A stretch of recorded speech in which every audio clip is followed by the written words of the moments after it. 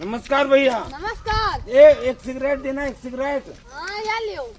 कहाँ घरे नहीं गया कहाँ? ये कूड़ा बहुत तेज पड़ रहा है।